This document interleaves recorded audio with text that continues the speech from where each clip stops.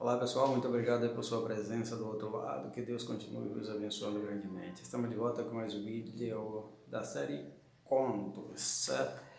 Temos aqui contos deste livro, o Espírito Marcial, de autoria do Marco Natália, é um livro que fala sobre a história do Kung Fu, certo? E além de alguns provérbios, existem aqui nesse livro alguns contos que nos traz alguns ensinamentos, certo? Vamos ler aqui a especialização marcial, ok? Há muito tempo, quando a ilha de Okinawa pertencia aos chineses, e os okinauenses aprendiam técnica de Kung Fu, que mais tarde daria origem ao Karatê. E aqui ele faz uma observação entre parênteses: se não acredita, leia os livros de Ginchi Funakoshi sobre a origem do Karatê. Morava nessa ilha um velho mestre chinês que transmitia sua arte com muito desvelo e carinho. Dentre os inúmeros discípulos desse mestre havia 3 que eram seus alunos prediletos. Desses 3, um havia se dedicado exclusivamente às técnicas de lutas com as pernas e se tornara muito famoso como o homem da perna de ferro. Outro gostava apenas das técnicas manuais e se tornara eficientíssimo no uso dos braços e das mãos, granjeando fama como o homem dos punhos de aço. O terceiro não se especializou em técnica alguma, contentava-se em seguir plenamente os ensinamentos do mestre e dedicava-se tanto às técnicas de perna quanto às técnicas de mão. Por não se ter especializado em nada, não era famoso como os outros 2, e embora querido por seu mestre, permanecia na obscuridade e era pouco conhecido. Com o passar dos anos, o velho mestre, vendo o fim de seus dias, convocou o povo a ouvir suas últimas palavras. Como era um homem probo e caridoso, as pessoas de sua aldeia vieram ouvi-lo. Nessa última mensagem, conclamou todos à prática da caridade e da fraternidade. Incentivou-os a continuarem praticando Kung Fu como forma de cultura física e recurso para defender a ilha de possíveis invasores. Em seguida, fez vir à sua presença seus 3 alunos favoritos e, apresentando-os ao povo, disse-lhes que, se um dia tivessem problema com algum mau elemento que ameaçasse suas vidas ou seus bens, confiassem a defesa da ilha a esses 3 discípulos. Terminando de dizer essas palavras, expirou. No banquete que foi realizado após o passamento do mestre, os chineses comemoram a morte com festas e banquetes, tem aqui essa observação. Foram dados lugares de honra aos 2 lutadores famosos, pois seus feitos eram muito conhecidos e as canções e danças da ilha reproduziam muitas das suas histórias.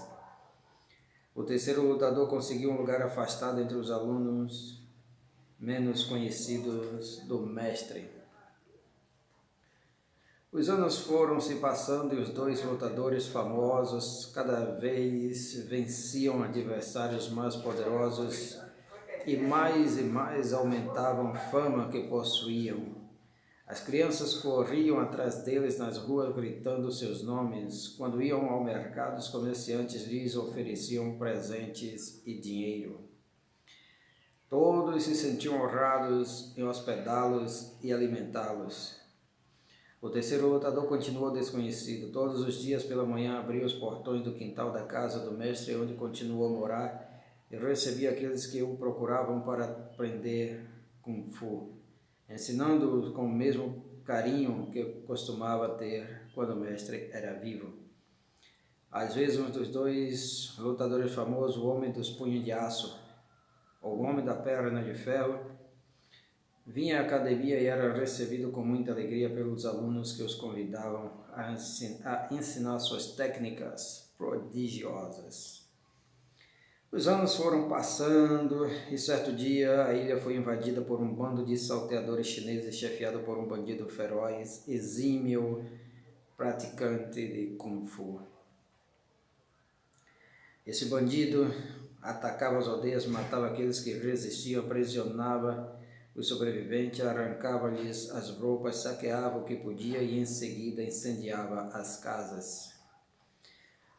Os sobreviventes, nus e humilhados, iam às aldeias próximas pedir socorro. De todos os lados chegavam as mesmas notícias: assassinatos, saques e incêndios destruindo as aldeias por toda a ilha. Então o povo se lembrou das recomendações do velho mestre e saiu à procura dos dois lutadores famosos. Conseguiu encontrar o Homem da Perna de Ferro e pediram sua proteção. O Homem da Perna de Ferro era muito confiante, pois tinha vencido grandes adversários e tinha uma perna tão rápida que nenhum outro lutador especialista em pernas conseguia superá-la. Procurou o bandido e o desafiou para uma luta. O povo estava com ele e, confiantes em suas habilidades, armaram-se de paus e pedras e cercaram o bando. A luta começou, o bandido enfrentava o Homem da Perna de Ferro e seus asseclas lutavam com o povo. O bandido lançou alguns golpes com a perna, que foram prontamente defendidos pelas pernas e joelhos de seu adversário, que prosseguiu arremessando-lhe chutes tremendamente poderosos e praticamente indefensáveis. Sua técnica de perna era tão superior que se dava o luxo de florear, dando saltos no ar, giros, chutes repentinos com a mesma perna. O bandido era um lutador muito experiente e conhecia inúmeras técnicas do Kung Fu. Adotou a defensiva e passou a observá-lo. Notou que seu adversário mantinha os braços quase abertos para melhorar seu equilíbrio de pernas. Notou também que até ele executava as defesas com os pés, canelas e joelhos. Lançou-se à frente e encurtou a distância até poder tocá-lo com os punhos, iniciando um ataque poderoso com golpes simultâneos de punhos, cotovelos, calcanhar, mãos e pontas do dedo. Atingido por essa saraivada de golpes, o Homem da Perna de Ferro tentou se afastar para poder ter espaço para desferir seus chutes poderosos, mas quanto mais se afastava, mais o bandido se lançava para frente, encurtando a distância e atingindo pesadamente com as mãos. Em desespero, tentou golpes com joelhos e pisões curtos, mas os golpes com os punhos eram muito rápidos e atingiu-lhe a cabeça, esmagando-lhe as orelhas, os lábios, os dentes, o nariz e os olhos. Tentou se afastar mais rápido para poder chutar, mas quando conseguia se afastar, o bandido o empurrava, desequilibrando e prosseguindo com a saraivada de socos. Dessa maneira, foi acuado contra o canto de uma casa, onde, impedido de usar as pernas, foi surrado até morrer. Quando o povo viu que o famoso Homem da Perna de Ferro tinha morrido, fugiu apavorado, combando em seus calcanhares. Diversos mensageiros saíram em busca do Homem dos Punhos de Aço e contaram-lhe o que tinha acontecido, suplicando que os auxiliasse. O Homem dos Punhos de Aço sorriu com superioridade. Então o Homem da Perna de Ferro havia sido vencido por um bandido especialista no uso das mãos, não é? Ninguém era suficientemente bom com os punhos para enfrentá-lo, ele pensou. Havia vencido dezenas de adversários que eram exímios lutadores com as mãos. Venceria o bandido com facilidade. Quando acharam os bandidos, a luta recomeçou. O bandido encarou seu adversário e imaginou que, como o anterior, este também era especialista no uso das pernas. Resolveu acabar logo com a coisa, encurtando a distância e partindo para uma série de golpes de punhos. O homem dos punhos de aço dobrou essa aproximação. O bandido estava vindo de encontro a seus punhos poderosos, capazes de varar uma parede de pedras. Cada soco que o bandido lhe dava era habilmente defendido e desviado. Mas o bandido era um lutador experiente e logo percebeu que jamais venceria aquele oponente apenas desferindo golpes com seus punhos. Começou a guardar uma certa distância do adversário, afastando-se o suficiente para que os punhos do homem dos punhos de aço não pudessem atingi-lo. Quando o homem dos punhos de aço tentava encurtar a distância, esquivava-se e fugia do ataque linear. Quando não conseguia evitar o encurtamento da distância, tentava apresar os braços do adversário e aplicar-lhes torções. Começou a observar atentamente o seu jogo de pernas e notou que nunca desferia golpes com as pernas, nem possuía um jogo de pernas eficiente. Começou a usar suas pernas contra ele e em determinado momento conseguiu derrubá-lo com a rasteira circular posterior. Assim que o homem dos punhos de ferro, de aço, caiu no chão, o bandido pulou em cima dele e aplicou-lhe uma chave de braço. O herói nunca tinha lutado no chão e não sabia o que fazer. Tentou em alguns socos desesperados, mas teve seu braço direito deslocado à altura do cotovelo. Em seguida foi asfixiado pelo bandido que o matou. Ao perceber que o homem dos punhos de aço havia sido morto, o povo debandou apavorado. O povo da ilha não sabia mais o que fazer. Havia ainda o terceiro aluno do mestre falecido, mas se os outros dois, que eram verdadeiros heróis, famosos por suas lendas, nada haviam conseguido contra o bandido, o que conseguiria o outro lutador que era apagado? Nunca havia realizado grandes feitos, não possuía técnicas mirabolantes e nem havia vencido grandes adversários. E nem se incomodaram em chamá-lo. Enquanto isso, o bando de facínoras progredia em seu avanço devastador, arrasando as aldeias por onde passavam. Mas os rumores das atrocidades cometidas pelo bandido e a notícia da morte dos dois heróis do Kung Fu chegaram ao terceiro lutador.